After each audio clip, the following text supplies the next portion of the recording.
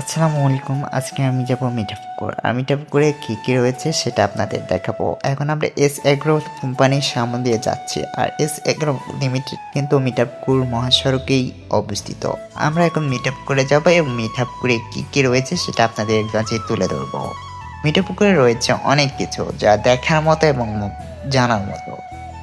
তাই আর বেশি প্যাক করে চলে আসলাম আমরা গড়ের মাথায়। আর গড়ের মাথা থেকে আমাদের মিঠাপুকুর যেতে মাত্র 1 মিনিট লাগবে। মিঠাপুকুরের মানুষের মন হয় নরম এবং মোলায়ম। তাদের কথা যেন মধুর সাথে মিল রয়েছে। মধু যেমন মিষ্টি তেমন মিঠাপুকুরের মানুষের কথাও মিষ্টি।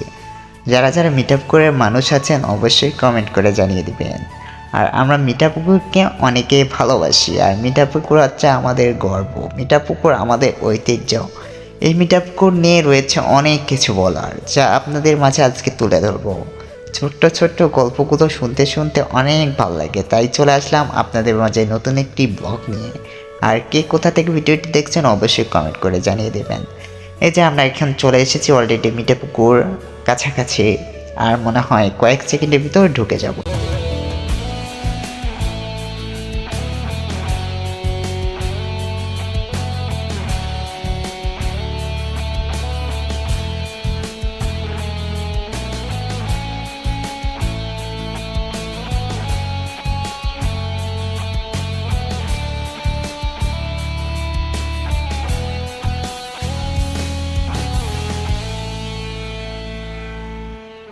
মিঠাপুকুরে রয়েছে সুন্দর সুন্দর স্কুল এবং কলেজ এবং মহিলা দাখিল মাদ্রাসা। এখানে স্টুডেন্টরা খুব ভালোভাবে এবং সুন্দরভাবেই পড়াশোনা করে। এখানে মেধার দিক দিয়ে আমাদের মিঠাপুকুর জেলার মানুষই সেরা আমি মনে করি, কেননা মিঠাপুকুরের মানুষ ঝগড়া করতে কমই পছন্দ করে।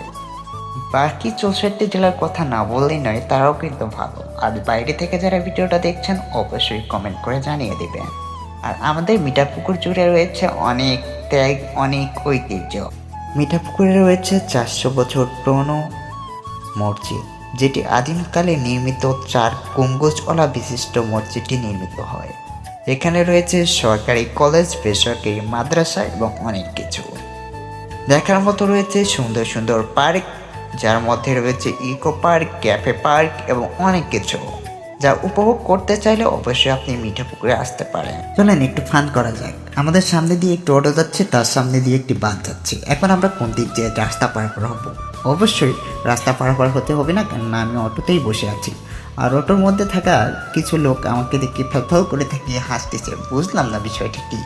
আসলে সবাই আমাকে সাপোর্ট করেন, মিঠাপুকুর পাশে আপনারা সাপোর্ট করেন, আমাকে একটু একটু ভালোবাসা দেন, যাতে আমি আপনাদের জন্য নতুন নতুন ভিডিও নিয়ে আসতে পারি।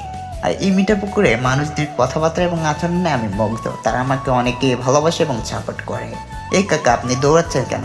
মনে হয় তার গাড়ি মিস করেছে, এই কারণে দৌড়াচ্ছে। আর পুরো অনেক কেউ তারা পড়াশোনা করে এখন বাসায় ফিরছে। যেহেতু পড়াশোনা করা ভালো, তাই আমি বেস্ট মনে করি মোবাইল ছেড়ে পড়াশোনা করেন।